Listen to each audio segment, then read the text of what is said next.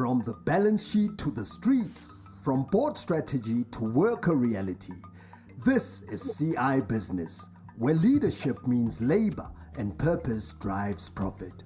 We connect policy to people and data to development. CIBusiness, the sound of Africa's responsible leadership.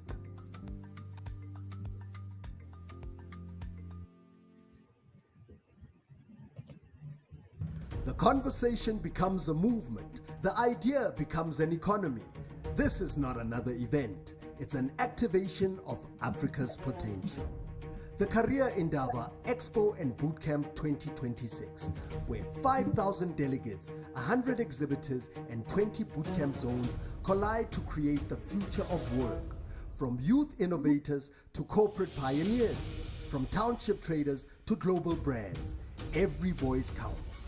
2 days, one goal. Aligning Africa's skills with its opportunities. Career Indaba Expo and Bootcamp 2026. 15th to 16th May, Sandton Convention Center, where skills meet, where Africa works.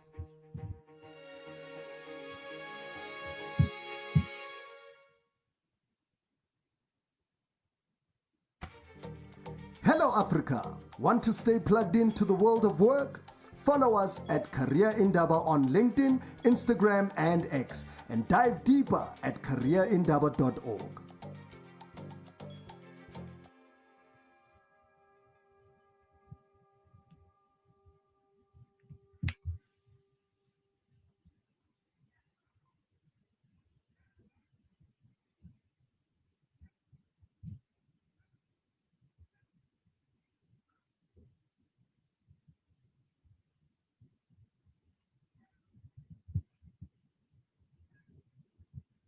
It's more than just an expo, it's a blueprint for Africa's future.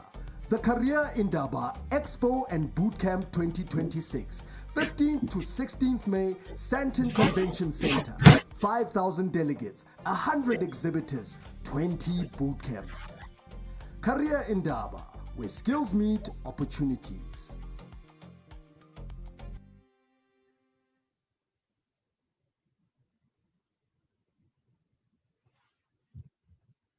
From the balance sheet to the streets, from board strategy to worker reality, this is CIBusiness, where leadership means labor and purpose drives profit. We connect policy to people and data to development. CIBusiness, the sound of Africa's responsible leadership.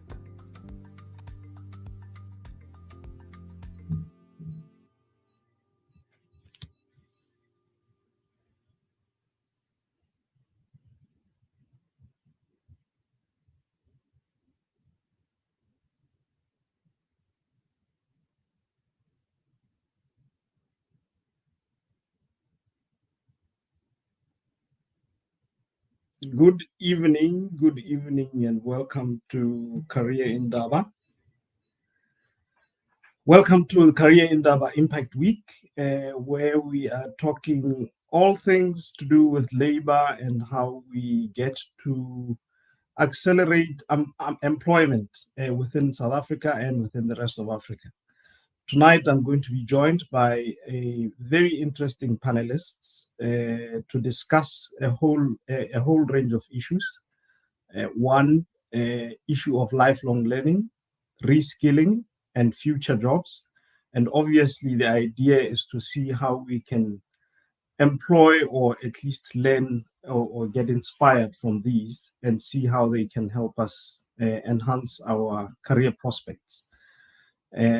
My two guests will be coming in very shortly, and I will do the introductions once they come in.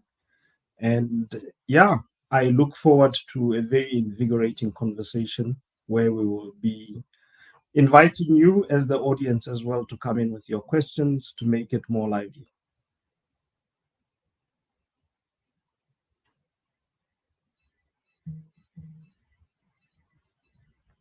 A bit about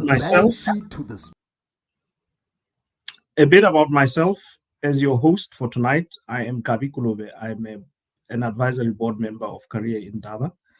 I've recently joined this very exciting movement, and Yeah, other than that, I am a former executive. I was a CFO in a telco business.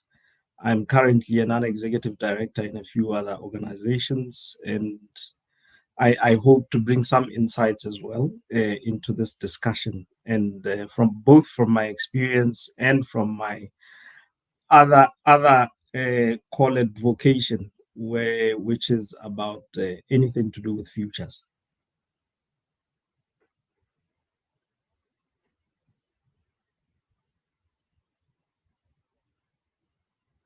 I'm going to wait for the production team to give me a cue as to when my guests will come in, and then we can get started.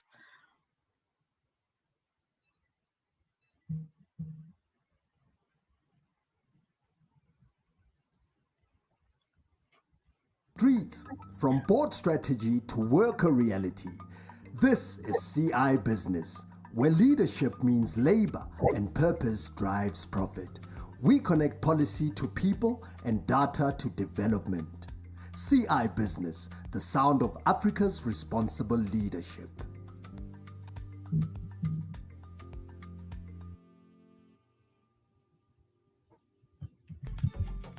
You're listening to Career Indaba Radio, the voice of Africa's labor market. Real voices, real change, real opportunity.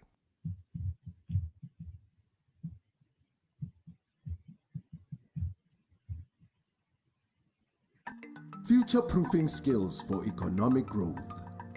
Career Indaba Expo and Bootcamp.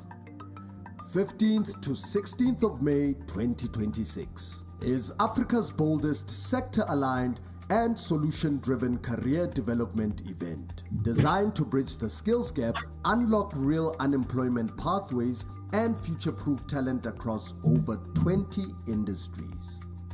From the boardrooms of Sandton to the villages of rural South Africa, we are pulling the entire country into one decisive moment to tackle unemployment, close the skills gap, and future-proof our workforce.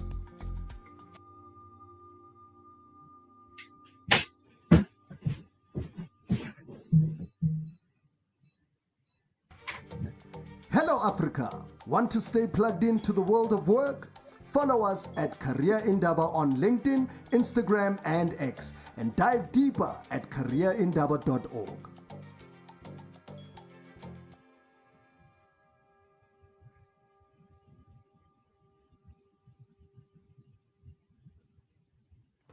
If unemployment is a crisis, now what? We are moving from talk to action. Career Indaba Impact Week, the Boardroom Takeover. A 5-day live broadcast activation from 27 to 31 October 2025, 6 a.m. to 8 p.m. daily. Hosted by Career Indaba board members leading Africa's biggest conversations on employment, skills, youth empowerment, and inclusive growth. Bring a pledge, a placement, or a partnership. Catch us live on careerindaba.org and all our social media platforms. Career Indaba, the voice of Africa's labor market.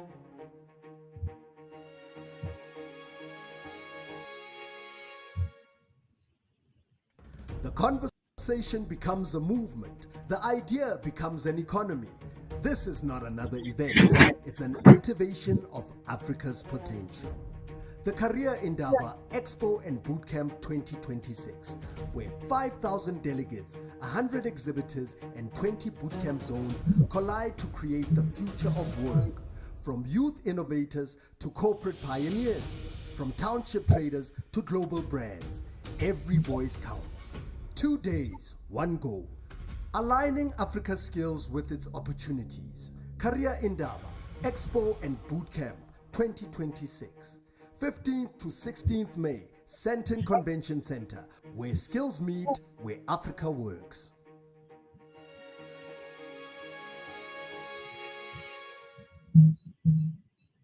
Career Indaba, where skills meet opportunity.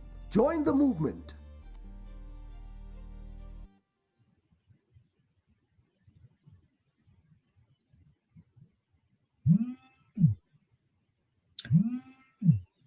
Yes, good evening once again, colleagues. I am about to, we seem to be struggling to connect with Dr. Masia, but I think the production team will sort that out now.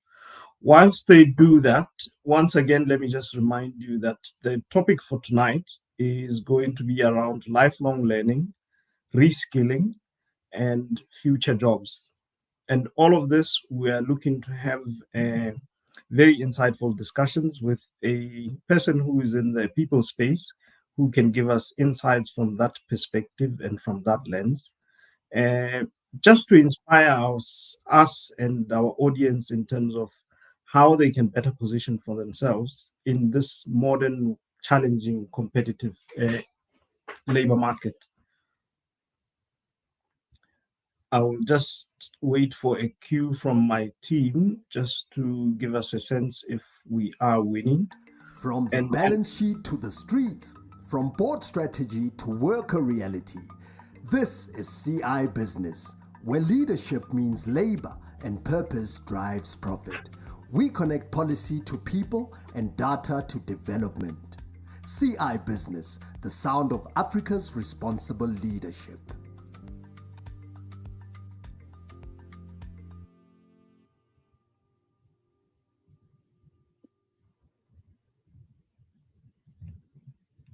The conversation becomes a movement. The idea becomes an economy.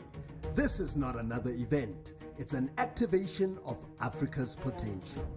The Career Indaba Expo and Bootcamp 2026, where 5,000 delegates, 100 exhibitors, and 20 bootcamp zones collide to create the future of work.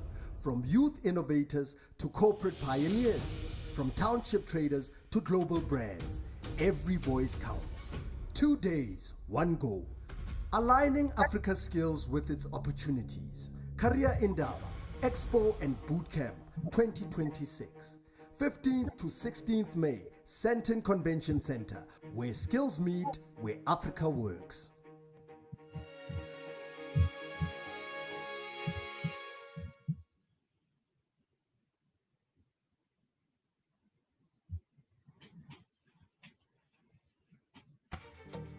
Hello Africa! Want to stay plugged into the world of work? Follow us at Career Indaba on LinkedIn, Instagram and X, and dive deeper at careerindaba.org.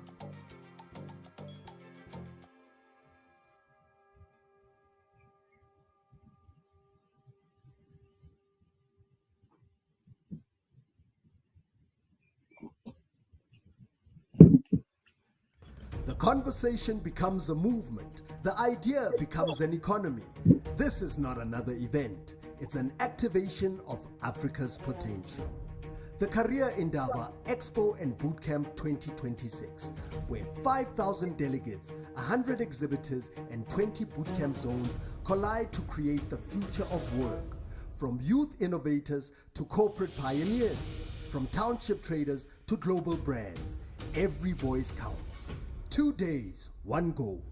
Aligning Africa's skills with its opportunities. Career Indaba, Expo and Bootcamp 2026. 15th to 16th May, Sandton Convention Center, where skills meet, where Africa works.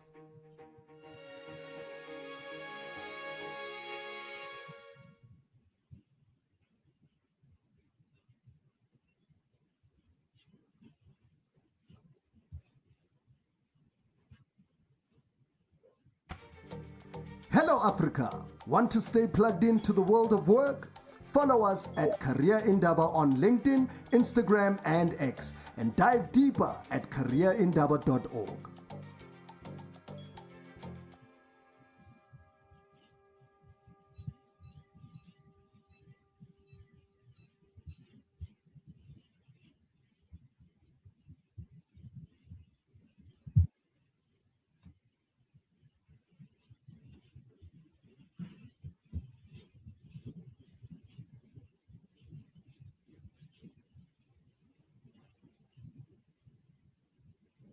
The conversation becomes a movement. The idea becomes an economy. This is not another event. It's an activation of Africa's potential. the Career Indaba Expo and Bootcamp 2026, where 5,000 delegates, 100 exhibitors, and 20 bootcamp zones collide to create the future of work. From youth innovators to corporate pioneers, from township traders to global brands, every voice counts. 2 days, one goal. Aligning Africa's skills with its opportunities. Career Indaba Expo and Bootcamp 2026. 15th to 16th May, Sandton Convention Center, where skills meet, where Africa works.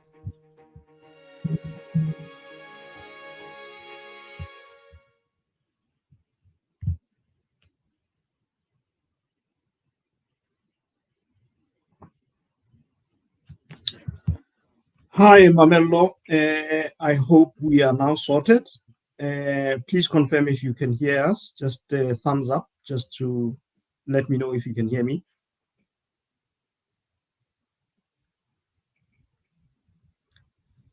Hi, Mamello. Can you now hear me?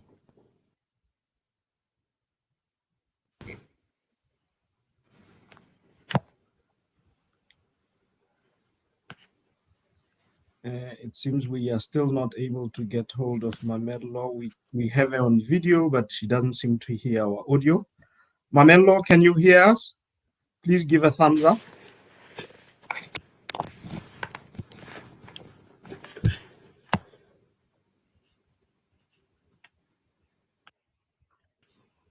Can you hear me now?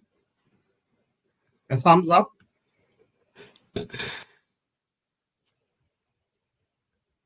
We do seem to still have some gremlins. Mamello is dialing all the way from Nairobi. I'm not sure if that has anything to do with our current challenges, but yeah, let's see.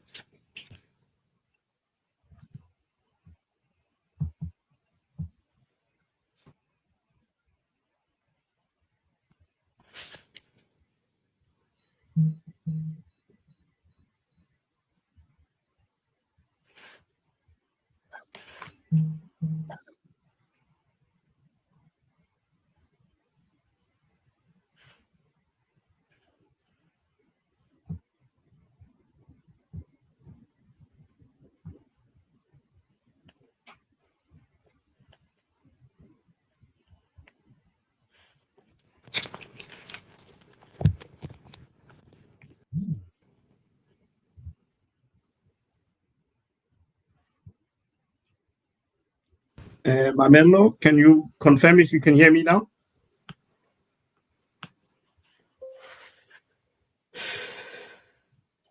Not winning.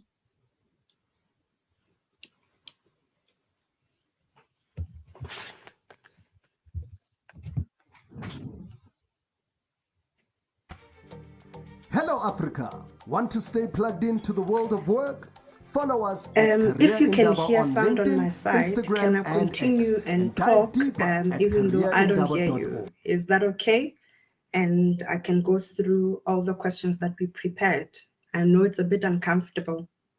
Should we carry on like that?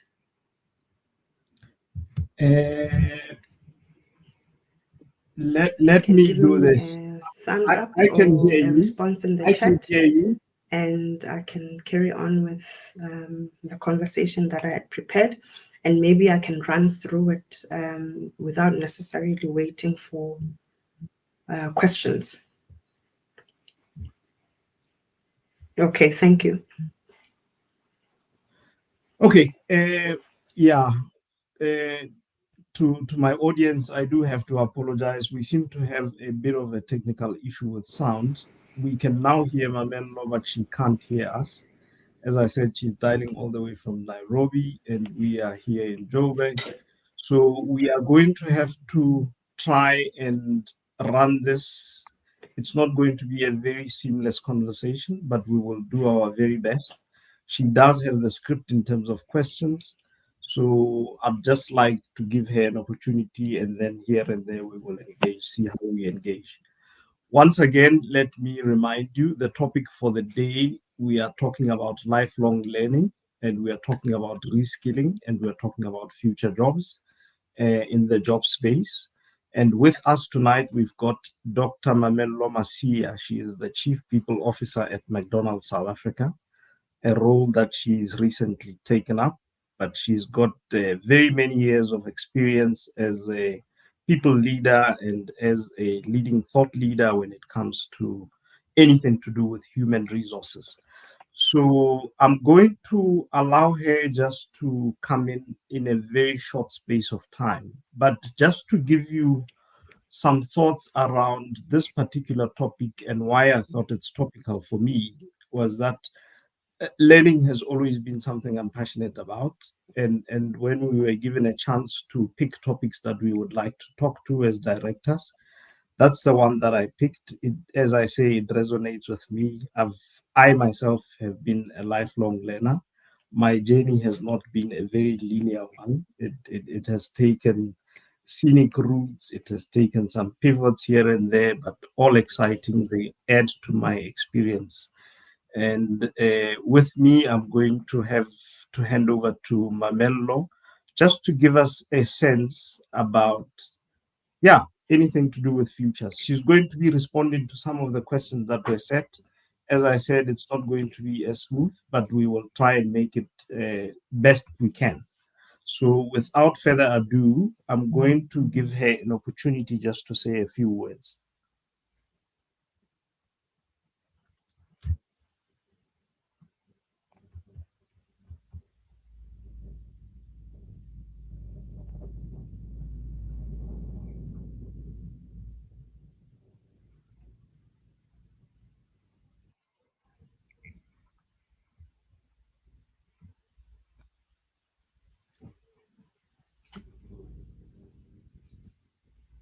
Okay.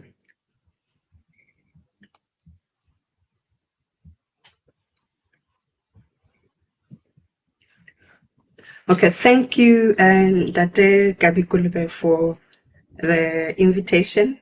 And sincere apologies for this technical glitch, because I seem to be perfectly online. I can see, the session and the live session, but unfortunately, I can't hear any of you. Having said so, I'll proceed. So my name is Mamello Masia. I am an HR professional. I'm here as an HR professional, even though I work for McDonald's South Africa, and I'm the Chief People Officer there. One of the elements that make me and my passion is development, and development particularly of young people, and supporting those that do not have access to have access in areas that ordinarily they wouldn't. I'm a mother, I'm a wife, I'm a sister, I'm a daughter, and I truly am passionate about the people agenda, particularly development of young talent. Thank you. And I'll then proceed on to the 5 elements that I had discussed with Ndate Kabi Kolobe. The first being the issue around 2030 and how the average professional will change their core skills every 4 to 5 years, and what do I see as a barrier to making this normal, and how do we then remove that barrier? Contrary to what we would ordinarily believe, I think with the research that one has done in the past few years, it seems like our gap is our education system. Our education system, all the way from early development throughout to higher education. We seem to be stuck in a particular era, and we as corporates, as government, as academia, are not prepared to move from that world or that era that we come from. Irrespective of all the changes that are thrown at us, we are not adjusting. I mean, I recall back in the days when I was in Durban, that was between 2007 in 2013. At some point in that period, I engaged with the IPM DUT, and we started a committee where private sector and academia were coming together to consider changing the curriculum. Honestly, I don't remember how far that went. I thought it was a very good approach that DUT took with the private sector. And I thought as far back as about 2010, 2013, that was the right move to prepare academia to align with where the world is at and where private sectors are at, to prepare young people to be employable, not just employable, but employable for the era that we find ourselves in. So unfortunately, I think our barrier is our education system. And I don't blame government alone. We all have a responsibility to play. Academia, private, public sector, all have a role to play in this particular barrier that I'm referring to. Anyway, the next question says, as a follow-up to question 1, should we still have tertiary institutions in their current form? And will the current degrees and diplomas still matter? I believe there has to be an assessment of where we are globally and how that affects us in South Africa. These shifts that we have experienced, what are they? How are they affecting how we educate and what we should educate for? Careers, I mean, as far back as, I don't know, when we were talking about NDP and we were talking about new careers that are coming and they were listed. But the last time I checked, it was just a list. I'm not aware of us shifting curriculum to adjust to the new careers that we have identified. So that's one. Secondly, we are hit with high technological advancements, digitization. We are hit with AI. And I'll respond to the last question because it has a relationship with the second question. That last question that was asked was, what human skills do we believe will be the ultimate AI-proof differentiator, and how can we deepen the skill and teach it at scale? I believe it's important that the education system, not just at tertiary institutions, but all the way down to early development, should adjust to this reality, and programs should be adjusted to this reality. In fact, I believe there are some degrees that are really redundant that we should do away with, but there are some degrees that can be adjusted and can be improved to accommodate today and the now and where we are heading from a technological point of view. And some of those elements that we need to really consider as institutions and educate. And by the way, I find that those that can help with these programs are really making money out of it at a very private level and not necessarily finding academia who are so great at research accommodating these elements, which I'm going to talk about. So for instance, complex problem solving in unstructured environments. This is a terrain that we post-COVID, we should know that we get to find ourselves in uncharted territory, and we have to know how best to navigate such environments. And there's so much more that's yet to hit us. We're being hit by AI right now. Some of us are not even ready for policy making or how to behave. Universities are confused on how to manage students. So there has to be some form of programs that help us prepare for complex problem solving in unstructured environments or uncharted environments or uncertainty or the VUCA, creativity and innovation. Even though AI is here, we will always require creativity and innovation, but we have to build it in to our education system. How do we help our kids from an early childhood education all the way to tertiary to be creative and innovative? I mean, when you look at the Japanese at a very early stage, they start their kids with creativity and innovation. Those paper activities where they build swans, and there's so much more that those kids are exposed to. our education system can learn from some of these countries. Emotional intelligence. I mean, at the stage I'm at in my career, the age I'm at, I still believe I can do more in studying and understanding emotional intelligence. In fact, I'm currently reading a book on emotional intelligence as we speak. I wish it was close to me. I'll show it to you. I think this is something that has to be taught from early all the way to tertiary. And there are other coefficients that we can teach, like social intelligence and many others, which I won't get into right now. Strategic thinking. Strategic thinking is not for executives. It's an element that should be taught quite early. In fact, added to that is also execution.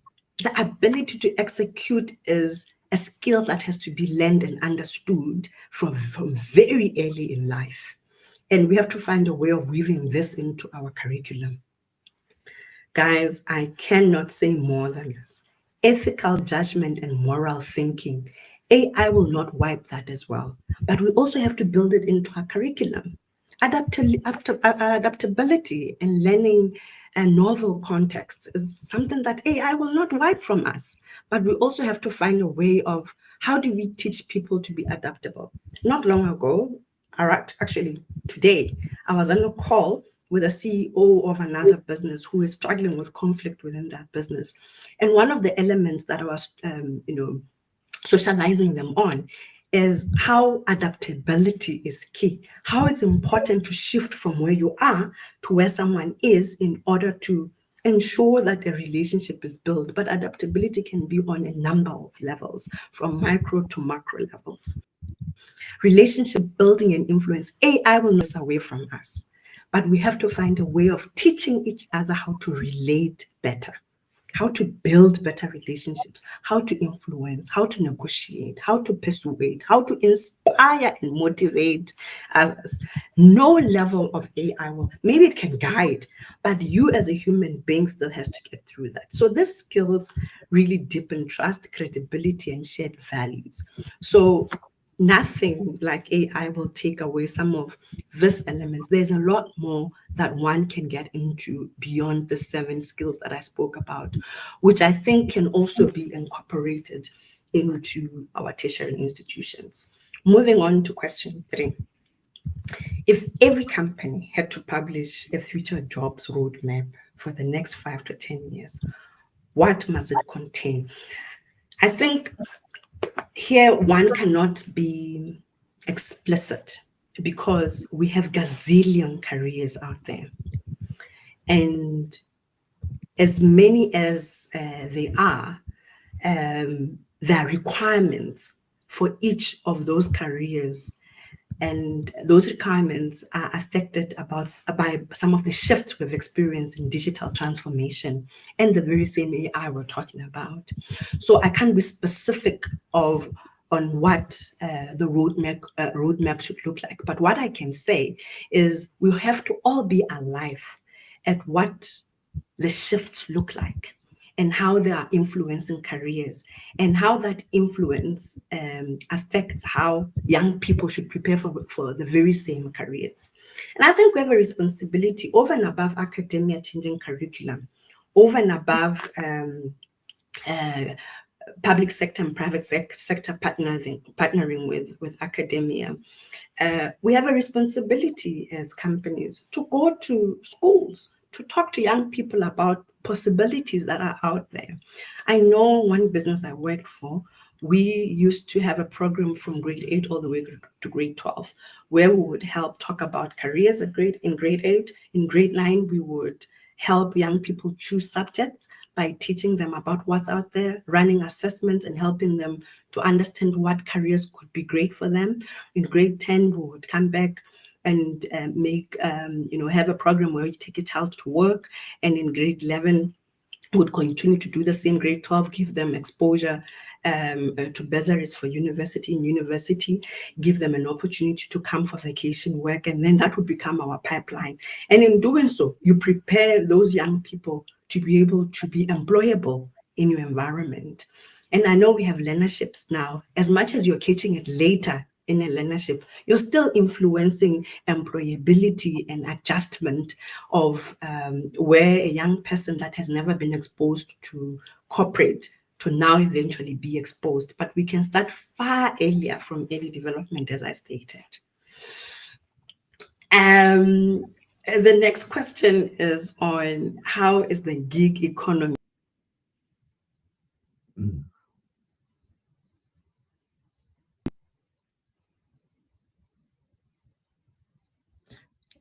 It looks like we have lost our guest. Let's see if she is rejoined.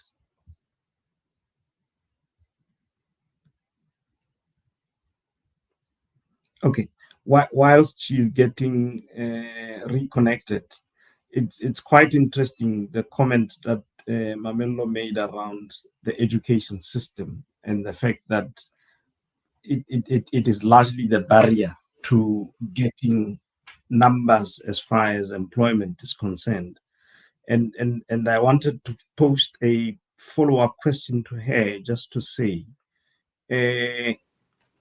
if you consider the past, call it maybe 30 years ago, matric used to be the biggest hurdle for people to get into a job, or even earlier.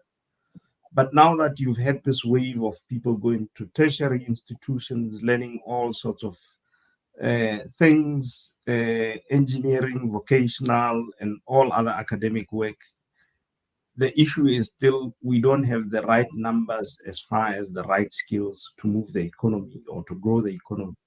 Now, to somebody who's frustrated, who's at home as a young graduate, it feels, one would feel hard done about this thing. And my question to Mamello is more around who then has to take that first bold move to make sure that whoever we train ultimately into tertiary education, we only produce the required skills for the economy. I hope she will see the question in the chat. I'm here. Can you hear me? Yes. I can now hear you. I don't know at what point you started talking because I was going on and on, not knowing when to stop. No, we lost you. We lost you a bit. You were frozen. I'm glad that you are back online and we can converse. So, yeah. At what point did you lose me?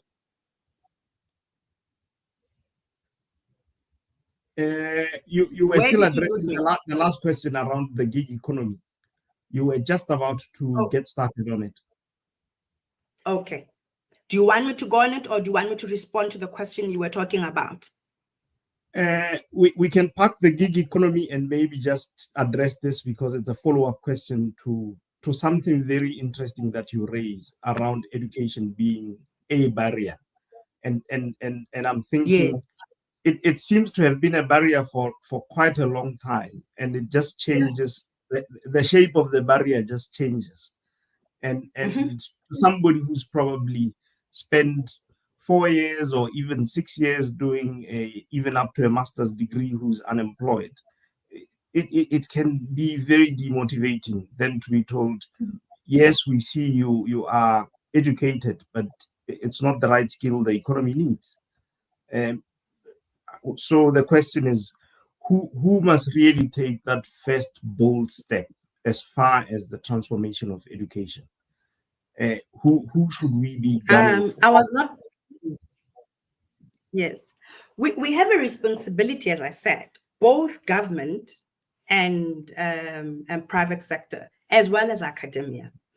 And I'll give an example of something that we have done at McDonald's recently, and many other companies are doing, but I'll reflect on this because just the other day, our learners were graduating. We had over 400 learners, or rather over 600 learners that were graduating, and over 400 of those we absorbed into our system. And we were quite intentional about it because we acknowledge the high percentage, over 40% of youth in this country are unemployed. And unemployed because they're not employable because of their qualification. They're not employable because there are no jobs. They're not employable because there's lack of support. So what we decided is, let's bring these young people in.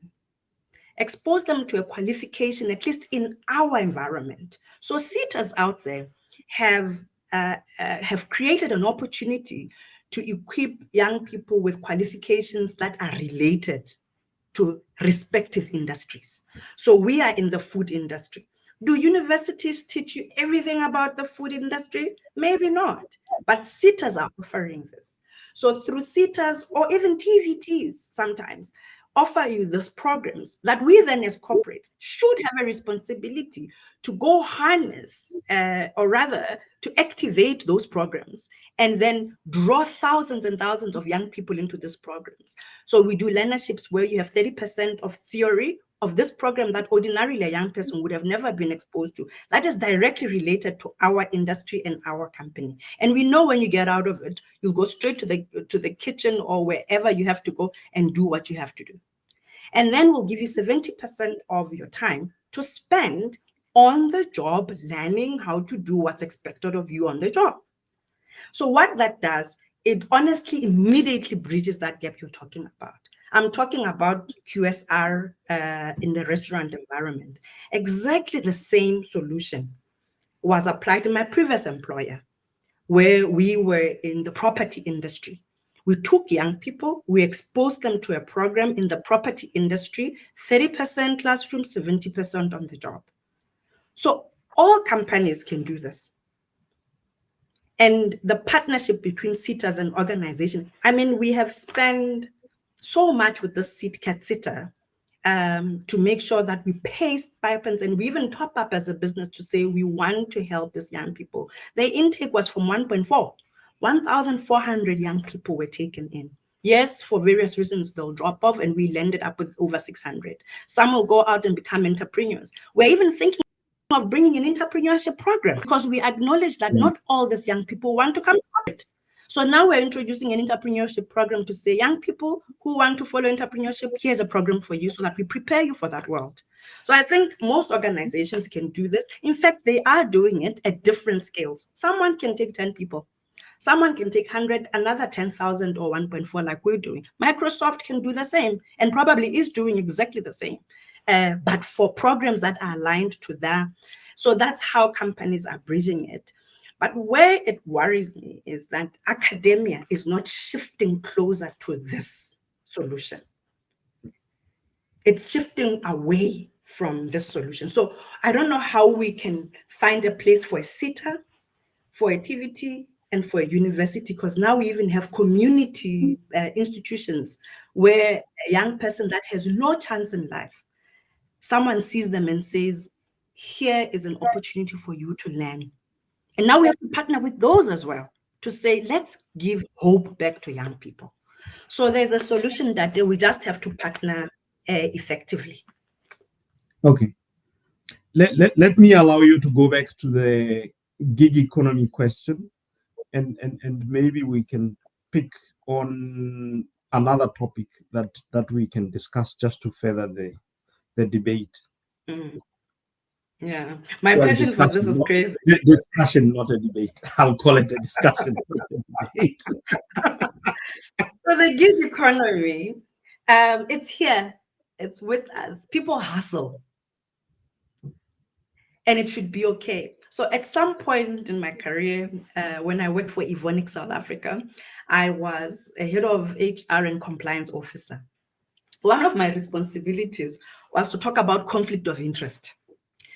And one of the topics in conflict of interest was secondary employment.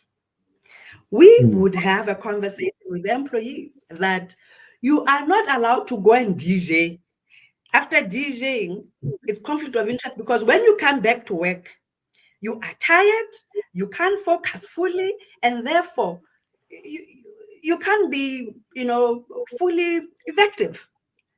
But we pay you the 8 hours, but you're not fully there for the 8 hours because you're sleepy, you're tired for working overnight. That's one element. So we were saying it's conflict of interest. And then we would make an example because we're an international company and say, but in the Netherlands, there are farmers in Holland. In Holland, there are farmers. And the government has appreciated that farming is a lifestyle and creates livelihood for people, even from a financial perspective. Government has come with legislation that says it's okay for you to work and be a farmer that earns money. So government has legislation that supports the Dutch to do this. So in one company, there's a country where it's okay to do to hustle, but in another country, because legislation doesn't support it, it may not be seen as okay. So let's come to me doing many jobs over and above what I'm employed for, or just me doing many jobs without being employed fully by one company. Legislation is also not entirely ready for independent contractors. But do you know what some companies are going to say when I'm an independent contractor in the QSR space, for instance, or a competing space? I shouldn't name any company. That now, how do we appreciate the fact that you can keep our IP if you work for company X that competes with company Y? How do we know that you will effectively keep our IP? So that's another challenge that exists, and how we have to find methods of managing it. And probably it's trust. Some people say NDAs don't quite work, but some of us believe they work. So I think there are a number of elements. There's legislation, there's social elements that have to really shift, that people can be, can work in different spaces and be trusted to deliver, and also to respect people's IP or confidential information. So I think we just have to find methods from a legislative point of view. And if maybe I have not appreciated some of the changes or case law, I apologize. But as far as I am and as far as I know, I'm not exposed to where legislation has taken us to accommodate gig economies. But it's here, and we see some people succeeding in it and some people not necessarily succeeding in it. And you still hear businesses, and I'm one of them, and I'm guilty of it, where we say we need to manage culture.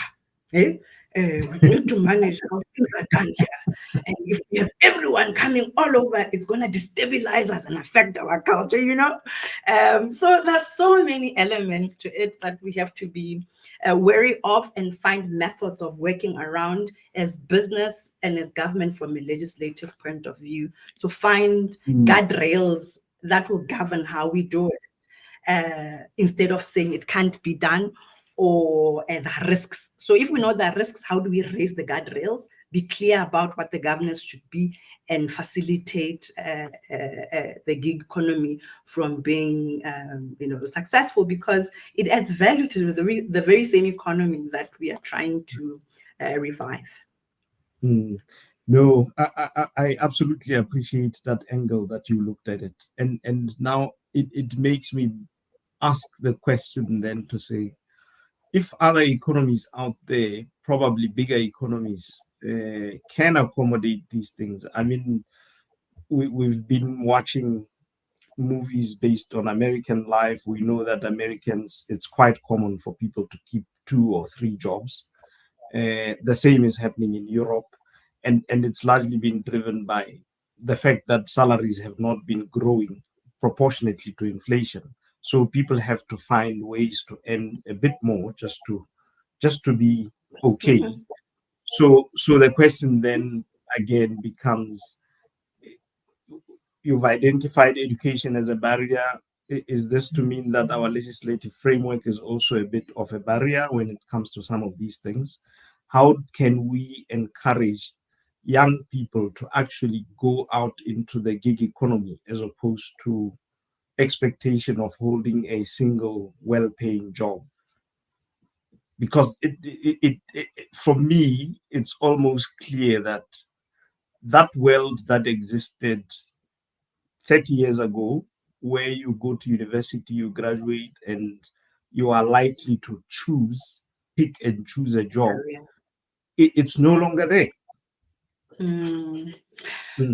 Maybe we can't say it's no longer there, that it's still there. There are hundreds of thousands of young people that still get employed. And there are some that are not getting employed and that are not employable. So we can't rule out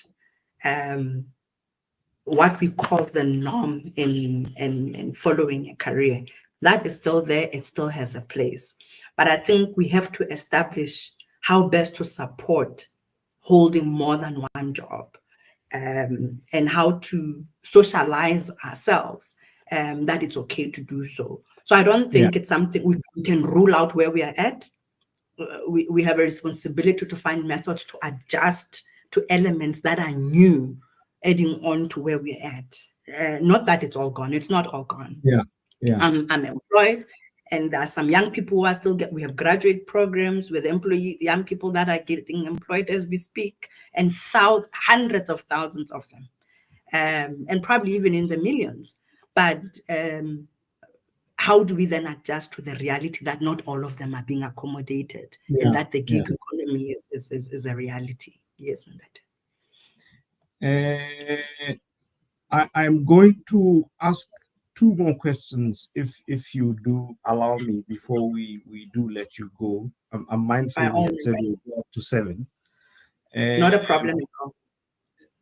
The one question being, let's try and bring it back to the actual theme. Our main audience that we're trying to address is the youth. Now, the themes we were meant to be talking about are around lifelong learning, reskilling, and what does the future look like as far as the careers of the future. So how do we equip our youth and encourage them that maybe I started off and I'm going to pick a degree just randomly. Maybe I did a degree in public administration, but we know government no longer wants to employ because they have a huge wage bill. How can I be encouraged to then pivot and find something that is either related or even unrelated, where I can now reposition myself to better my career prospects? Because it's also something that we need to navigate around.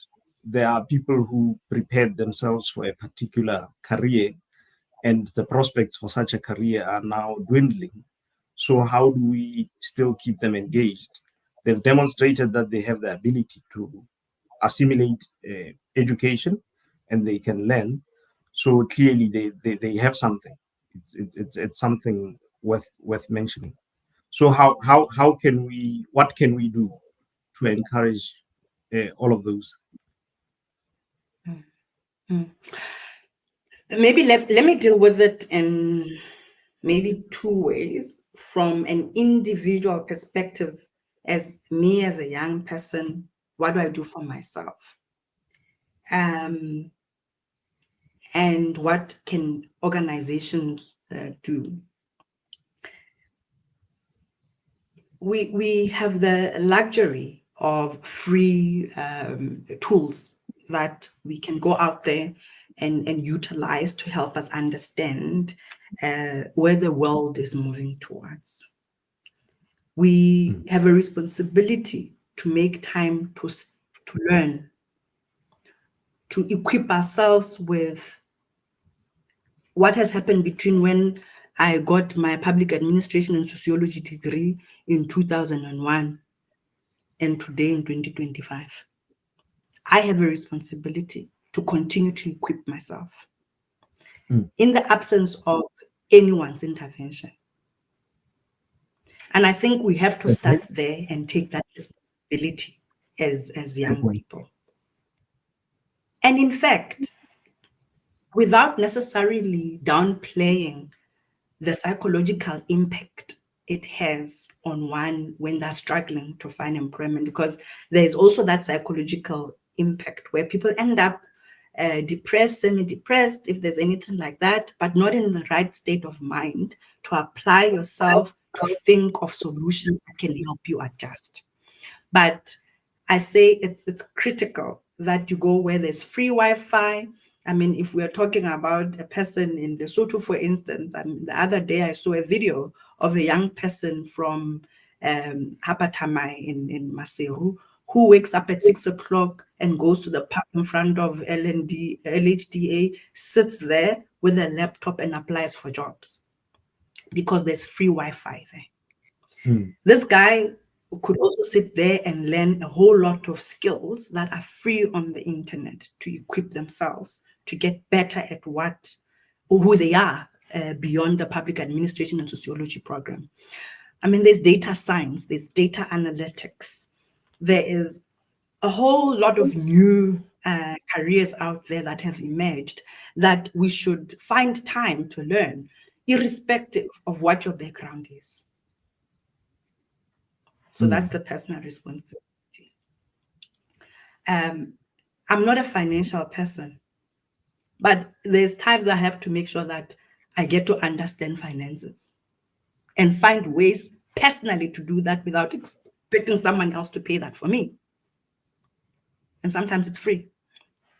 From a business perspective, I think I've kind of already touched on it, that we can't have all these young people unemployed, unemployable, and not having the right skills if we have the coffers to actually support them to be reskilled and upskilled and for them to learn and unlearn things.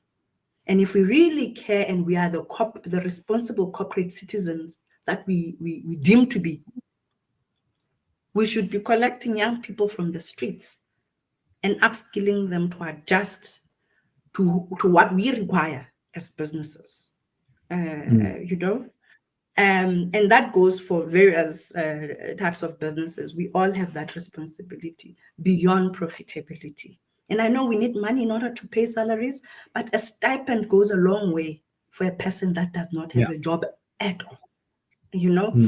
So I think those are some of the elements that we can consider. There's probably so much more that can be done, but that's what comes to mind at this juncture. Okay. No. And by the way, yeah, there's one thing. We have mentors out there. We have people that we can network with. And it's very important for people to know that networking and connecting with people that know more than you do or that do something different from yours is also another way of learning and being taught different and being exposed to what you would have ordinarily not been exposed to. And mentorship does not have to be in a formal program. I can come to you and say, hey, I need to understand an income statement. Hey, I'm struggling that. Can you please help me? That in itself gives me a skill that I would have ordinarily not gained had I not approached you. So that's another element that we can teach young people to be brave enough to consider. Yeah. I wish we had more time. I really love some of your insights and some of your perspectives, quite informative. Maybe just to wrap up, you can just give us your closing thoughts. You've spoken a lot about very many interesting things. Right now, the issue of mentoring, it takes me to be engaged to want to go further and approach you and say, I've got HR related problems, please help me out. But if I have to wear the hat of an unemployed youth, that's the last thing on his mind. So how can we still keep them engaged in some shape or form? I mean, just so that we don't lose them. If you can maybe touch on that as you give your closing remarks, and then we can wrap up. I'm gonna say something that will probably sound very unfair, but sometimes controversy helps to shake up things and think differently. I remember back in the days, we had programs around sexual health. I think there was a program in Maseru, in LPPA. I don't quite remember the name, but it was about sexuality and teaching young people. That program used to bring us together.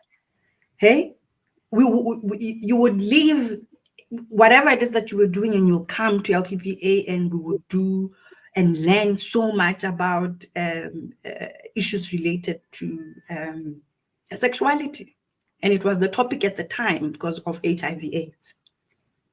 In South Africa, there were programs that were very successful around youth and sexuality that really helped bring young people together and bring them away from the streets. There is a place for those programs. And I think we owe it to ourselves as governments, and knowing and seeing the scourge we have, to support young people.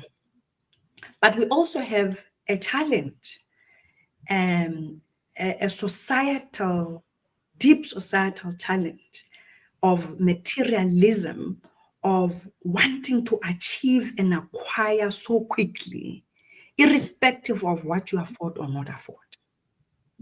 And then that denies people from going deep and broad into learning and growing themselves in a manner that gets them rooted in respective areas of their professions, or pivoting. We don't quite make that time. So I think it's going to be important for us to really unlearn and appreciate that we have to invest in ourselves, and invest in ourselves effectively, and less about that which is material. That all these material things will follow when the right time comes, but find time and make time for investment in yourself. No one will take that away from you, and all the goodness will then follow later in time. So as an individual, you can do that, but as business and as governments, we have to put together programs that support these young people who ordinarily sometimes don't know best. I mean, I've had young people who are in a learnership that pays them and tops up, but they still think, oh, I can't take this manager. I'm leaving and I'm going to stay home unemployed. There lies in one of the issues I spoke about earlier around relationship building, maybe even resilience, you know. So if these things are taught from early in life, at early, when young people are in primary school, high school, university, it might just prepare them for the world we're in today. So there's a lot of work that can be done, but we need commitment from all of us. And I'm not sure whether we really have that, because you find people want to pull in different directions. I want to own it, and if I own it, I'll be the. And then there are 1,000 heroes, and we can't pull together and create an effective program that shifts this, our respective nations. No, I am super glad that we ultimately got the connection right and we could have the conversation. I hope it has been very rich for the audience. I thoroughly enjoyed the insights that you've shared. And I think just on behalf of Career Indaba, let me thank you for making the time. I know you are even away, you are on a work trip, but you still made the time. Next year, I'm going to make sure we commit you for our Career Expo. Be sure to look out for the correspondence on that. Thank you so much. Any day. Thank you kindly. All the best to all of you, and good luck. There is hope. We should not give up. There's hope. Yeah. Thank you so much. Have a good one. Future-proofing skills for economic growth. Career Indaba Expo and Bootcamp. 15th to 16th of May 2026 is Africa's boldest sector-aligned and solution-driven career development event, designed to bridge the skills gap, unlock real unemployment pathways, and future-proof talent across over 20 industries. From the boardrooms of Sandton to the villages of rural South Africa. We are pulling the entire country into one decisive moment to tackle unemployment, close the skills gap, and future-proof our workforce.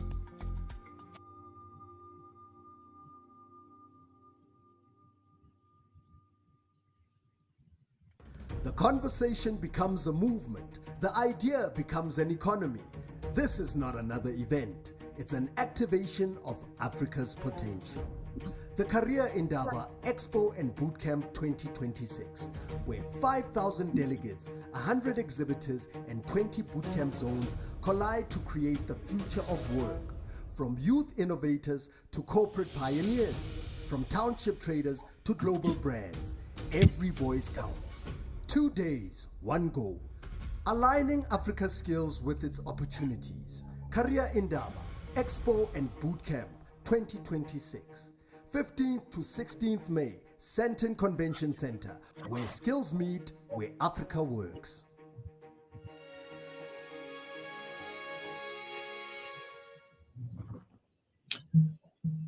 Good evening and a warm welcome to our next guest, Ndadimukale. Ndadimukale is a former MBA classmate, and it's one of those things.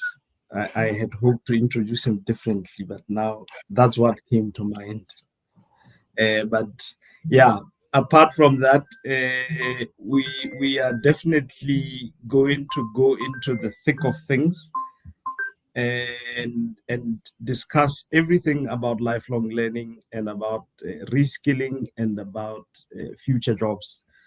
Ndadimukale, for his many sins, apart from being an MBA holder, he's in the very exciting space of AI and the space of data analytics, all of these things that sound sexy and complex and the in things.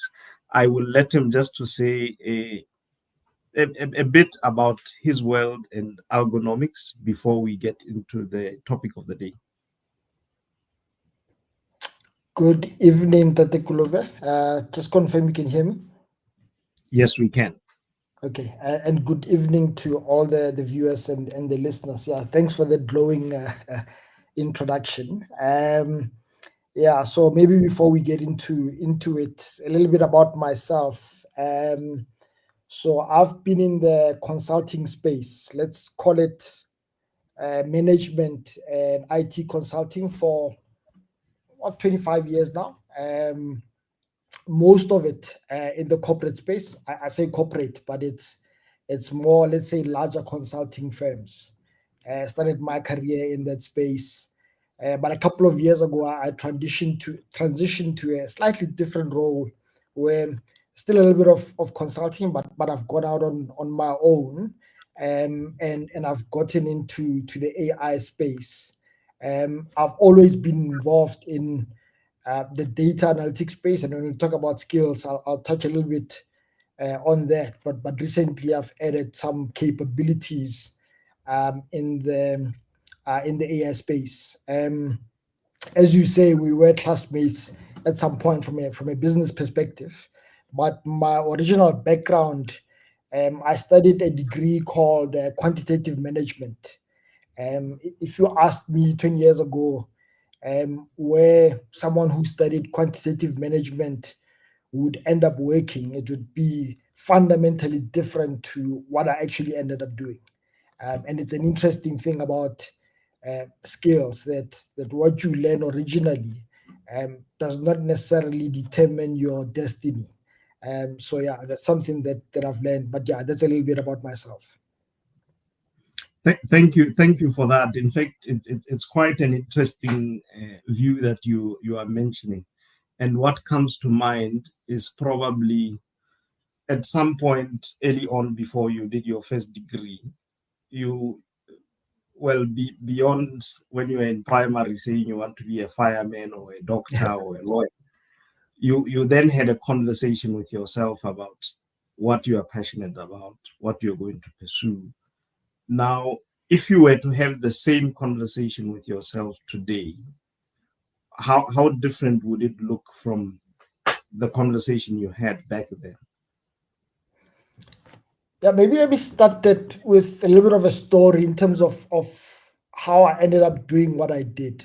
So and sometimes we tend to think of life as a certain path, and there's nothing that happens that takes you away from your path, especially in your younger days, right? So I grew up in a village in the northwest, and Dr. Masia was talking about mentors. And one of the challenges that we have is that you don't always have mentors, depending on where you come from.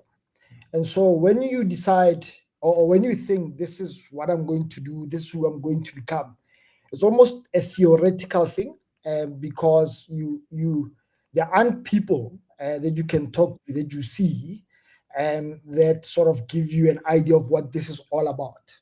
So unless you're doing something that's, I'll say, quite common, but it's not that common. If you want to be a doctor, if you want to be nurse, if you want to do something that where you interact with those people on a daily basis, you very rarely know what that career involves. So it's a bit of a leap of faith in terms of this is what I want to do. So pretty much I'll say from maybe 10 years old, I always had this idea in my mind that I'm going to study engineering. Didn't really know what I was going to do with it, but I had that idea in mind. Now, there weren't really, as I say, people that you could talk to that say, okay, so when you study engineering, these are the things that you actually do with it. Now, and I did this, I had this thought pretty much up to my matric year. And you can imagine for almost a decade, I'm thinking this way. But literally, I think within 6 months of the end of my matric year, I fundamentally changed what I was thinking. And I thought, I'm not really doing this because it's what I want to do. I'm doing this because someone somewhere gave me an idea that this is a good idea. And it's not really what I want. So I fundamentally changed the track that I was taking. Hence, I then ended up studying quantitative management. It was a new thing. It in certain respects is also called operations research. So it's all about using statistics to improve processes and business and so on and so forth. So it was a new thing, which sounded interesting to me. Hence, I wanted to take it on. Okay. Fast forward to my graduation and eventual looking for a job.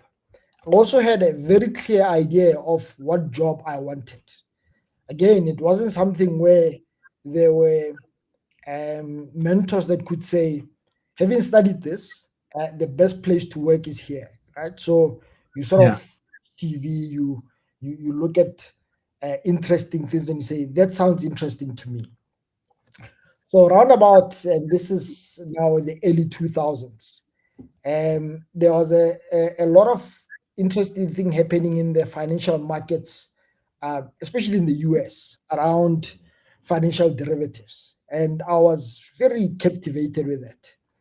And so that's what I wanted to do. And I went to numerous interviews to essentially pitch what I wanted to do, right? Which is around financial derivatives. And I would say probably in half of those interviews, I was laughed out of the interview because the people with the experience thought you are mad. That's not what we're hiring for. There's too much risk attached to these things. We don't want to touch it, right? So I then end up doing something completely different.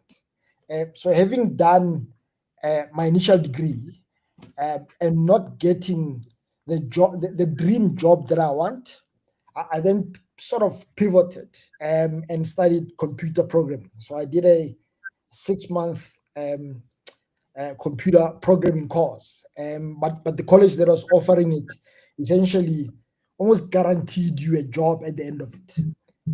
So that's how I got into into the analytics space.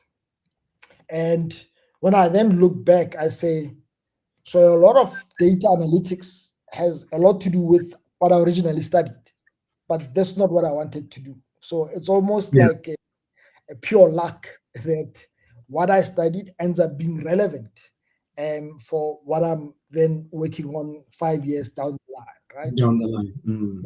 But to answer your question, my experience then tells me, if I were to give advice to my younger self, is to not necessarily have this set view that there's a path and this is the only path, Yeah. because in a way that sort of delays your progress, because as long as you're waiting for the perfect thing, opportunities are passing you by and you're completely oblivious to them, because you've got blinkers on that say this is what I want to do. So an advice I would give to my younger self is to say, be a little bit more open to things that are maybe adjacent or maybe even quite far from what you thought you would be doing, but also have a little bit of patience. Have a little bit of patience that what you studied, what the knowledge that you've acquired will become useful at some point. Yeah. The idea that I've studied something, if I don't use it, it's a waste, is sort of, it blocks you from being able to consider opportunity. So that's probably the one lesson that I would give to my younger self. That is very profound, very, very profound. I think from the discussion so far, the idea of mentors is quite key. And I guess this next one about keeping your options open is super profound, especially in the current environment that we find ourselves in. Now, moving on to today, let's fast forward. We are now in 2025.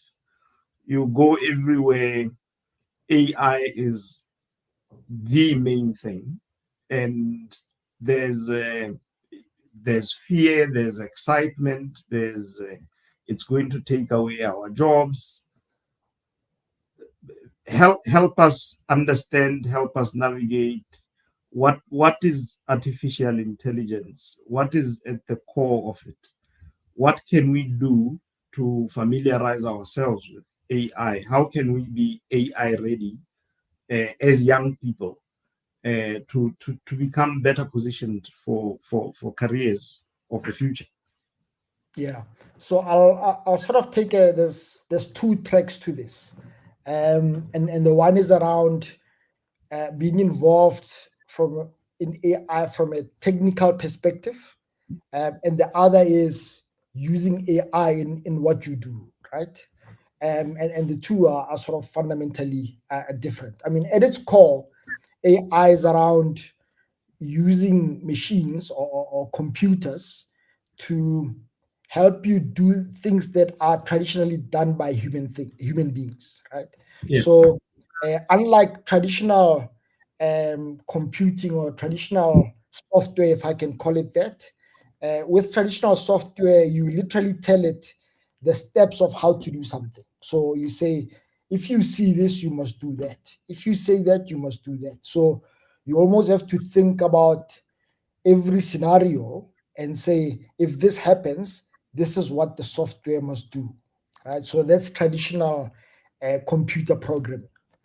Now AI comes along, and AI has been around for over 50 years, right? It's sort of evolved over time and become much more popular, but it's not necessarily a new thing. There may be new methods or new ways of doing things, but it's not fundamentally new. Now, Okay. how that changes from traditional software development is now, instead of thinking about what could be and how I address that, AI says, I will look at data. I would look at data that tells me what's actually happening, and I will learn from that data. And based on that, I will build something, right? And this something mimics how a person would do something. So it's sort of, when we say it thinks, it's primarily it learns. It learns from the data to say, This is what the data has shown me. And from that, I can surmise that these are the things that I need to do. Now, the difference between, I suppose, us as human beings and how we learn and how AI learns is that we sort of most acquire things randomly, or we acquire knowledge randomly. But AI is sort of programmed to work in a specific way to learn. But the impressive thing about it is that it essentially doesn't forget, right? You may learn something 20 years ago, which you don't remember anymore. And it may take quite a random thing to make you remember the thing. Whereas AI remembers today what it learned yesterday in the same level of proficiency as the thing that it learned 20 years ago. And that's where the suppose the transformation is, to say all the knowledge that you've ever acquired is there at the click of a button, as opposed to I need to go and think about this, right? So that's where the power comes from. Now, there's essentially people that go and, for lack of a better word, program these systems to say this is how the AI must learn. This is the data that goes into the process. This is the output and all of that. So that's quite a technical thing that traditionally you need to come from let's say you need to come from a STEM background, right? Mostly mathematics. But that doesn't mean if you don't come from that background, you now can't use AI at all. For the majority of let's say the past 50 years, the average person has not been able to use AI because you needed to have the mathematical skills in order to use it. But what's happened is that in the past couple of years, and I'll use ChatGPT as an example, is that the guys that built this then said, let's put a front end on top of this technical thing that makes it easier for you and me to interact with it. And the more you interact with it, the more that it learns from you, first of all, but the more that you get comfortable that I can actually do so many other things with it. And so it's just about your openness to try out different things and see what you can get out of it. So while there's a lot of fear around jobs, I'm less concerned around the loss of jobs stemming from the adoption of AI. And the reason I'm not as concerned is that up to now, a lot of the investment that has gone into AI has been around the building of the AI as opposed to the using of it. So we're still scratching the surface when it comes to the using of it. And I look at it and say, in your own job, you can look at it and say, I've been struggling with this thing. It's something that's quite mundane that I don't want to do. Can I look at how AI can help me do this? Because this is not what I want to spend my time doing. And that frees up your time to do other things that add more value to you and to the organization that you might be working for. So this creates a lot more opportunities for people to do things that they have not been able to do before. So hence, a little less worried about jobs. But maybe also related to that, there's also new jobs that come with this new industry, if I call it that. If you think back to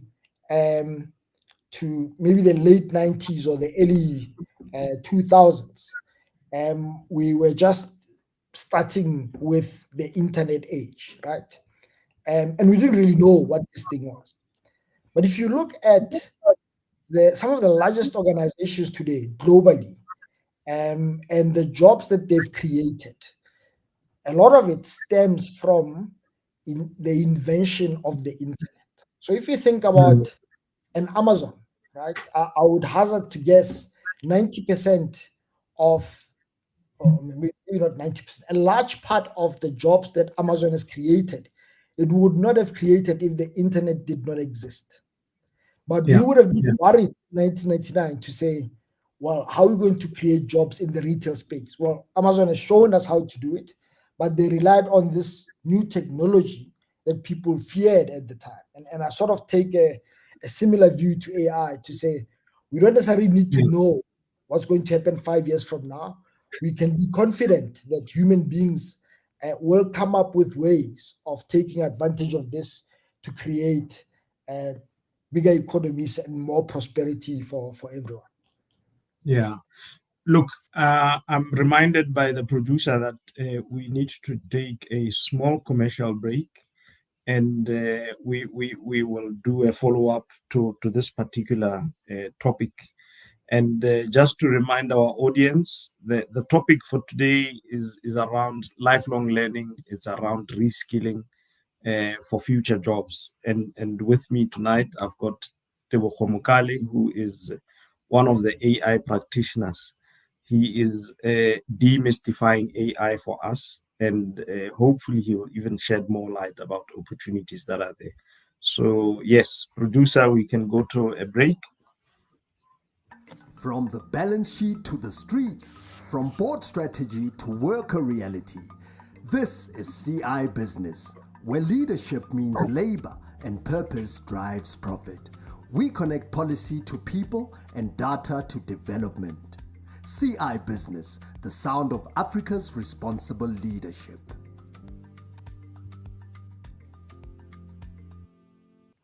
If unemployment is a crisis, now what? We are moving from talk to action.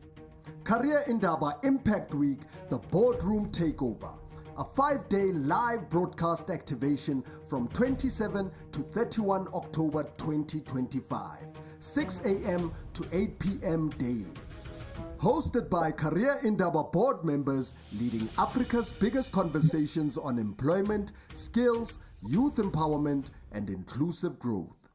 Bring a pledge, a placement, or a partnership. Catch us live on careerindaba.org and all our social media platforms. Career Indaba, the voice of Africa's labor market.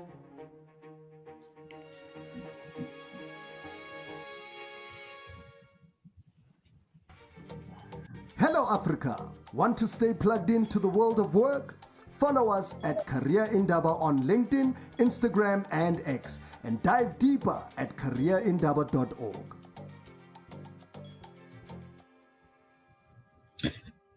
Welcome once again. As just a short reminder, this is the Boardroom Takeover hosted by Career Indaba, and we are having our Impact Week, where we are discussing everything to do with jobs, particularly for the youth, and how we can better their prospects. And with me is Date Mokale, who is talking everything AI. And very importantly, he was in the process of demystifying this thing. And I think, Tebogo, you make a very interesting and compelling case around the internet and the impact it has had when one looks at the adoption, the spin-offs in terms of businesses that have grown as a result. And it's hard to argue with, and one can potentially look at AI from that perspective, as opposed to thinking this thing is going to take away my job. We've seen some use cases, maybe elementary ones, call centers, where you now start seeing AI taking over, running calls, and we know business is always about bottom line. If it means a machine can do it, it means businesses always have that instinctive decision to say, we'll go for the machine as opposed to somebody who will complain or who will get tired, and their productivity is not the same.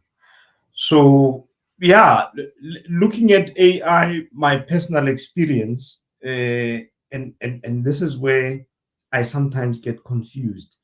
In my other role, I do research work for the Institute of Futures, and we write short articles on a monthly basis that go into a publication. Now, I wrote, it can take me 5 days to write a decent paper that is edited, that is proper and meet the standards. I once challenged Grok, the X thing, AI thing, and I gave it a topic. It wrote such a beautiful piece, and I thought to myself, am I now wasting time doing research, doing all the things that you do to do research? Why can't I just outsource this thing and let it do it? I'll do the thinking, think of a chapter, and then it can just write. I know people in academia will think there's plagiarism, there's all sorts of things. So how can we embrace AI as a collective, both as academia, as corporates, and as people, such that it is useful for all of us and we get to do things that add more value, as opposed to me sitting and building a spreadsheet that hardly adds value? Yeah, so I think it all starts from the premise of fear, right?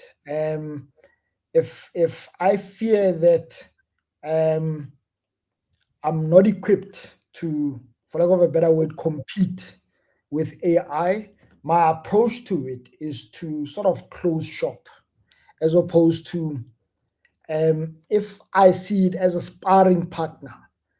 Together, we can produce something better than I can do by myself and that the AI can do by itself.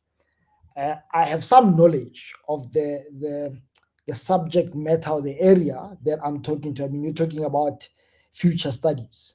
Now, there's probably a lot of research in that area that a Grok knows about, right?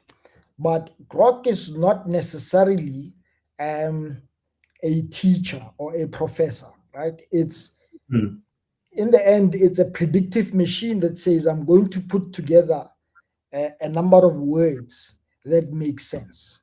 But you know something about this area where you could challenge it to say, that's not the best answer that you could give me. Or I know something else that you haven't mentioned. And how do you combine what I'm mentioning to you with what you've given me? And you get a better and better output. And so when you approach it from that perspective of embracing this sparring model, you end up with better solutions than if you start from the place of fear and say, I don't want to touch this thing, or I'm afraid that it's going to give me incorrect answers and hallucinate all of those things. Now, you then also touch on an important topic, and it touches on education, to say things like plagiarism, things like I assign an assignment to students and all they do is go and use this technology, and in the process they don't learn anything, or at least they don't learn what I want them to learn, right? And there's that concern. And to be honest, we're figuring this out as a society to say, where are the boundaries here? Some universities, when ChatGPT came out, started looking at these tools to go and detect if an assignment had been written by AI. So they were investing a lot of money in essentially catching the cheats, right? But perhaps they would have been better off saying, okay, maybe this gives them some foundational knowledge that we can then build on, as opposed to spend all our time being policemen and trying to catch the cheats. Perhaps they don't have to spend half a semester on something that they can learn in a week, and we can spend our time exploring new areas.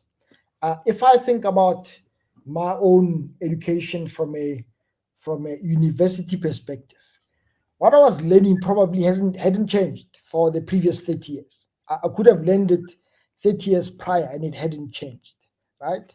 So I spent a large part of my time learning the things that don't really change the world. They might change my world, but they don't change the world. Where if I could shorten this time that I learn the fundamentals, I possibly have more time to then start learning new things or coming up with new things. Now, one of the areas that we think about is to say, are universities giving us the education or the skills that we need in the marketplace? And perhaps we're still stuck in this paradigm of we've done it this way for 100 years and it has worked for 100 years.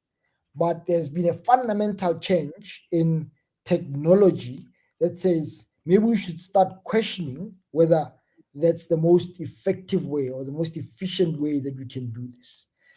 You can think about writing research papers. A lot of it is just about locating information. It's not even Yes. applying your mind, right? True. It's not really about applying your mind, it's about finding the information.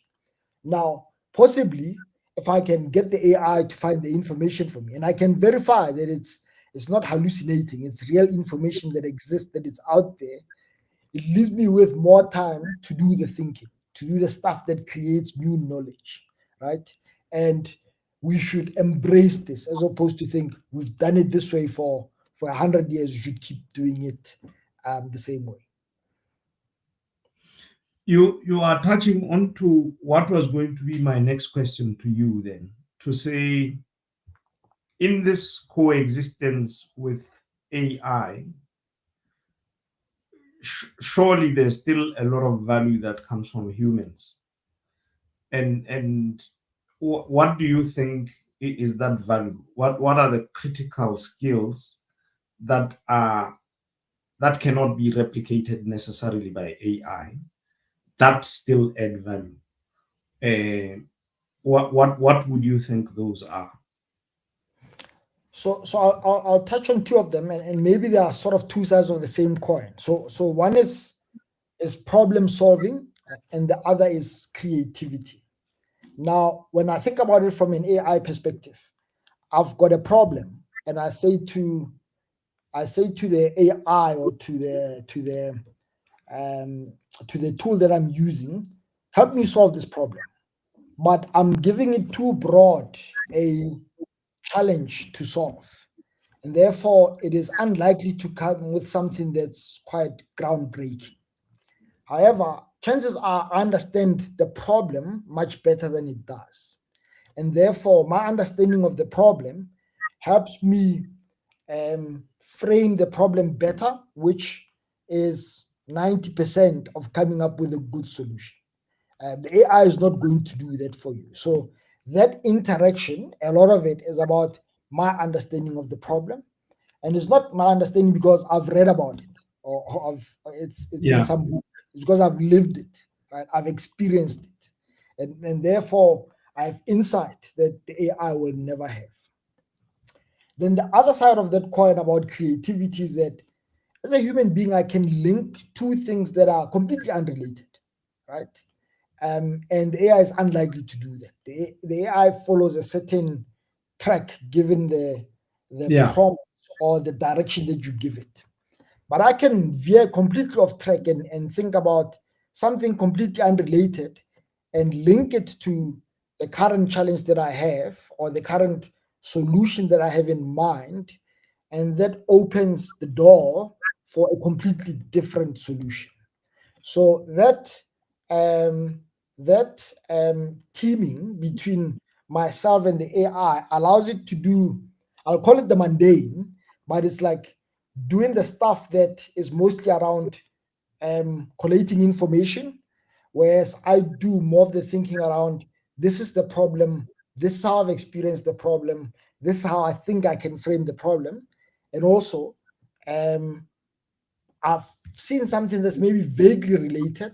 How does this relate? And when I then prompt it that way, I get it to do something that it originally would not have done by itself. So those are some of the core skills for me that are going to become more and more important. And it's not just I know we've talked a lot about AI, but it's not just an AI thing. It's the core skills, no matter what you're involved in. I look at one of the challenges that perhaps the biggest challenge that we have of creating jobs for the youth. And we tend to approach it from the perspective of how can we incentivize big business to create jobs for the youth? But we can look at it from the perspective of, so the youth don't have jobs.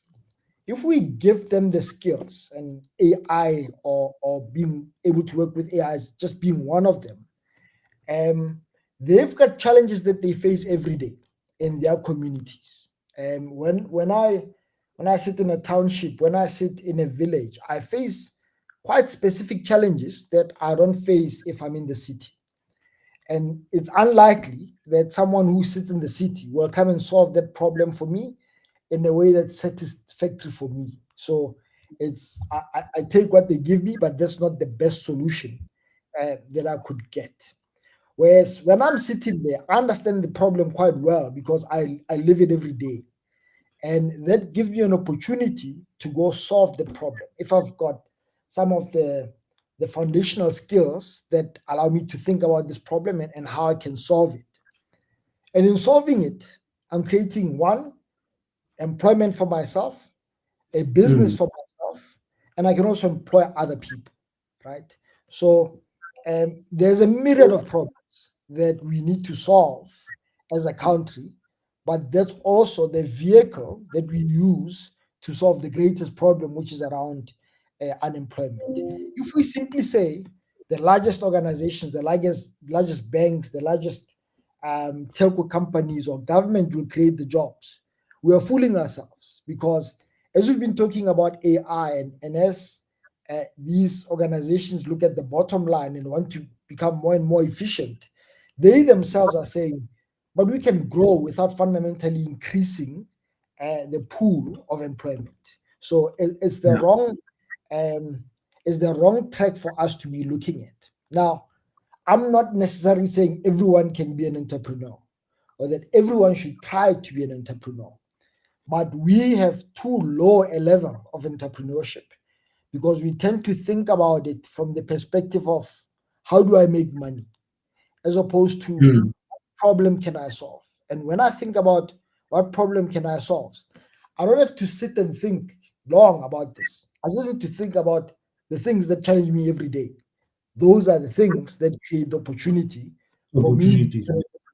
and for me to solve the unemployment problem. Yeah, I hear you, and you do make a very sound argument around it. Now, the South African situation, and maybe now moving away from AI, but now talking broadly in terms of macros. South Africa is, I don't know, we've been having this very lethargic economic growth now for a good 2 decades. If you compare that to, we are seeing Eastern Europe emerge as a center for all of these things. I mean, I've seen some of the work that is done by developers who are in high school in countries like Estonia, building world-class apps. High school students, this is what they do part-time. Now, I ask myself, how did that come about? I don't think there was a CETA or there's a center where he has to go via from school to do this thing. There has to be something else that makes these countries make the strides that they're doing. And my fear is that we are currently not finding that sweet spot that encourages the same outcomes in the SA context. And that being the case, if this goes on for longer, we are going to lose out in the race, completely lose out. Estonia is just an example. Take the likes of Kenya. I always make that example. Kenya, I think my first visit to Kenya was around 2001. My hosts then had their helper come in late, and her excuse, I'll call it excuse, to say why she was late, was that she was stuck. The queue was long at the internet shop. She had a few things to do. If I try to relate that, it's now 2025. I don't think my helper has ever been late because she was at an internet shop. Yes, maybe we no longer use internet shops, but she hasn't said she was late because she was doing some sort of transacting. This is where I'm now thinking, is there a new divide that is currently unfolding in front of us? Are we in the same race with the rest of the world when it comes to these new technologies? Your thoughts? Yeah, I'll first maybe start with the aspect of education related to this, where I think specifically in South Africa, and it's somewhat different to the rest of Africa.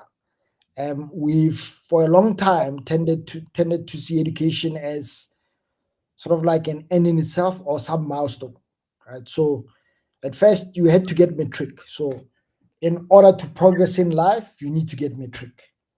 And we don't really think about, okay, so what do you do with the knowledge there? And so you had more and more people now getting matric, so the supply increases, whereas the demand hasn't really shifted. So now we set the bar a little bit high and say, okay, now you need a diploma or a degree.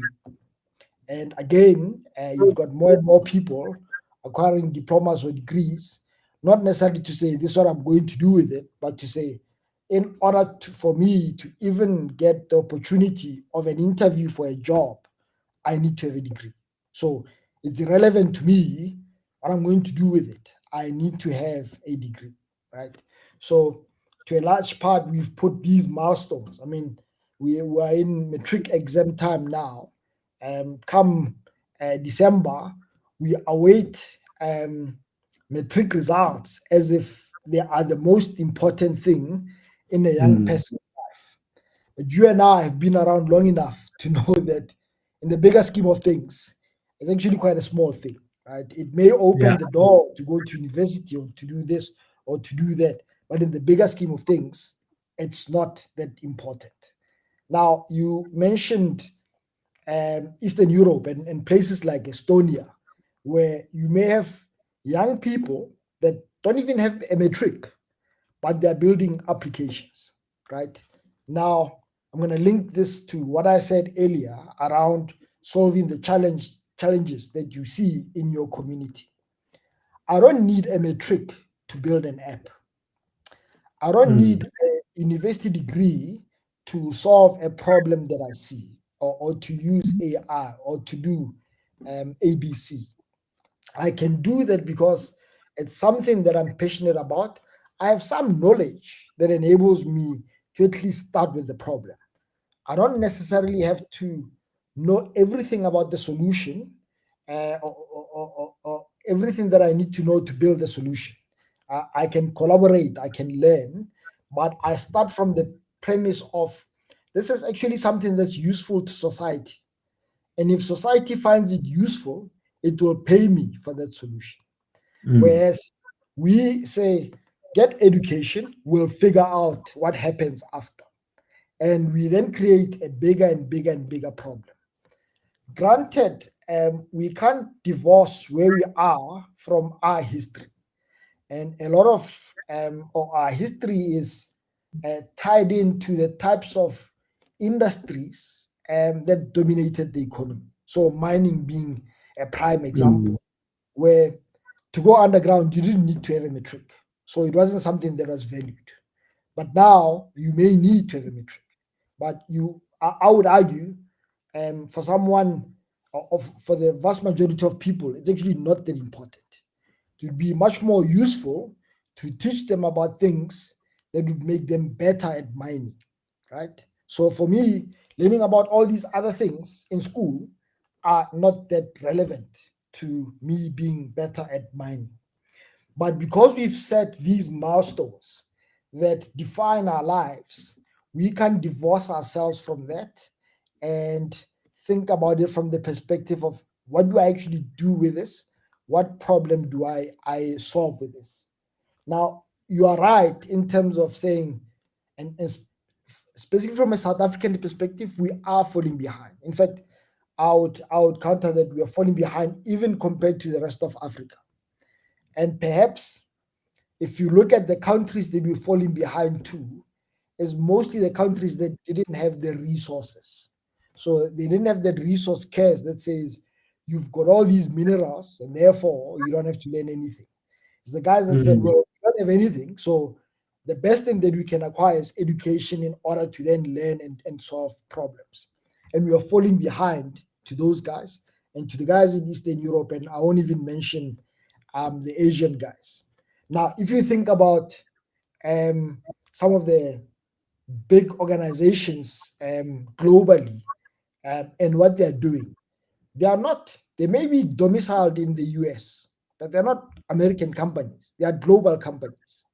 And they sell products in your village, in your township, in your city, right? So they compete with you, a potential developer from or solution developer from that area. And the longer you take to start competing or building, the more space you give them to essentially take over that market to the point where you will not be able to compete. So I think we need a bit of a rethink from an educational institution perspective, from a government perspective, and from a business sector perspective to say the way that we're approaching skills, education, and jobs is very much rooted in the economy of yesterday as opposed to the reality of today and the reality of South Africa. Yeah. No, thanks for that. Thanks for that. Just a reminder to our audience, this is the Boardroom Takeover hosted by Career Indaba. I've got with me Tebogo Mokale talking everything to do with AI, but specifically around reskilling, lifelong learning, and future jobs. And as we come to a close and in wrapping up, I will take you back to, I think it must have been 2010 towards the end, as we concluded our MBA program. There was a panel that had in them, there was a managing director of an Indian bank that operated in SA. And the context to this, 2008, 2009 was the economic crisis. Many jobs were shared. But that guy said something that stuck with me for a very long time. He spoke about the culture of organizations in SA, where he was lamenting that we are too quick to respond by shedding jobs to just about any shock. And he even quoted statistics from his own bank where he said, in this crisis, we still hired more people and never shed jobs. I'm just sharing this. It will probably be a reminder to you. You will remember it. But now, as we wrap up, as you give your closing remarks, what can we do? Who must be that first mover to start enabling some of these things? How do we regain that competitiveness that maybe was there? Because South Africa is a very strange country in that in amongst all of these things that we lament about, you have the Shuttleworths emerging out of SA, creating multi-billion businesses. So it means it can be done. What do we need to do to tap that resource that is there? And yeah, we just need to be mindful of time as you close it, and Demokale, then we can hand over. Yeah, so I mean, you specifically ask who should be the first mover here. I'm going to say business, right? But I'm going to caveat that When I say business, I don't necessarily mean existing business. I'm going to say business from the perspective that we create value through businesses. And when you create that value, others see it and say, I also want part of that. And it creates competition, and it creates a market, and it creates customers. And so in so doing, we grow the economy. If we start from the perspective of let's create jobs, we are in effect saying we've got this finite thing. Let's find ways of putting more and more into this thing, or having more and more people get a slice of this cake. Whereas we should be saying, how can we make this cake bigger? And we make this cake bigger through business. Understandably, government has a role to play. And government has a role to play both from a regulatory perspective, but also in terms of the enabling environment for business to succeed, right?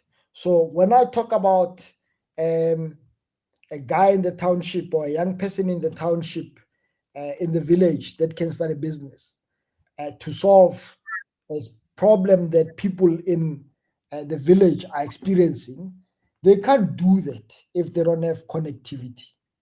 They can't do that if they don't have access to a computer or some other thing that helps them solve this problem. Now, government can then say, how do we partner with you to enable you to do this? We're not going to dictate to you what you must do, but we're going to create the enabling environment for you to do this. Our regulations are going to make it easier for you to start a business, and they're going to incentivize you to start a business. When I think about it, when you are employed, one of the most difficult things, and I learned this because I was employed for 20 years, one of the most difficult things about starting a business when you're employed is that you have a salary. And letting go of that salary is one of the biggest hurdles to get over. Whereas if I'm sitting at home and I don't have a salary, it's a much smaller hurdle, if a hurdle at all.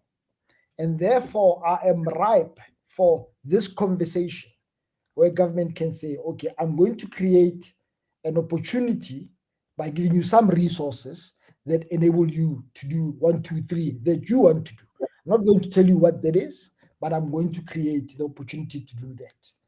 But government can also then mobilize big business. So when I think about the likes of Google, the likes of Microsoft, the likes of Amazon, they're investing quite a lot in skills and the youth to say, we want to empower you, not necessarily to come and work for us or to go work for a big business doing these things, but so that you can solve problems yourself using these skills that you've required.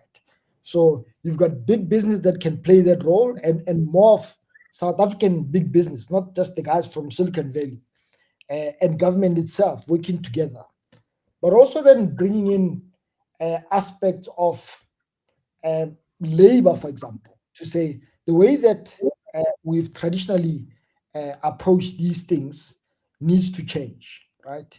If we are forever thinking about protecting current jobs, we're not thinking enough about creating new ones. So I think it's a little bit of a pity about this dialogue that was supposed to happen, because this is the type of thing that we should be talking about, to say we are not going to solve the challenges of South Africa in the way that we've thought about it over the past 20 years. We need something fundamentally different. So my closing remarks on this is to say, let business be the leader and the catalyst, but we need to be working towards a common goal. And we all need to understand that if we don't solve this unemployment challenge, it's not a problem for the unemployment, it's a problem for everyone.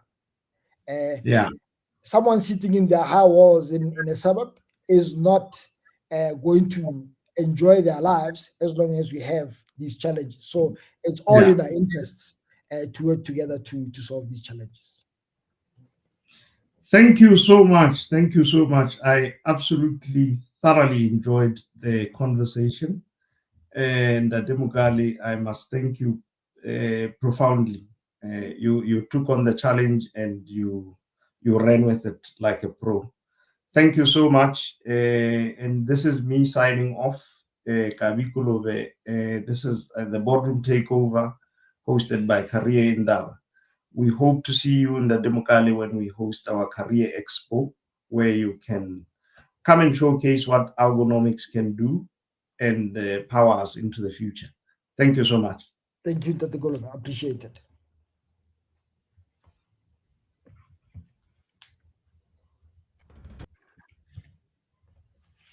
If unemployment is a crisis, now what? We are moving from talk to action. Career Indaba Impact Week, the Boardroom Takeover, a 5-day live broadcast activation from 27 to 31 October 2025, 6 a.m. to 8 p.m. daily. Hosted by Career Indaba board members leading Africa's biggest conversations on employment, skills, youth empowerment, and inclusive growth. Bring a pledge, a placement, or a partnership. Catch us live on careerindaba.org and all our social media platforms. Career Indaba, the voice of Africa's labor market.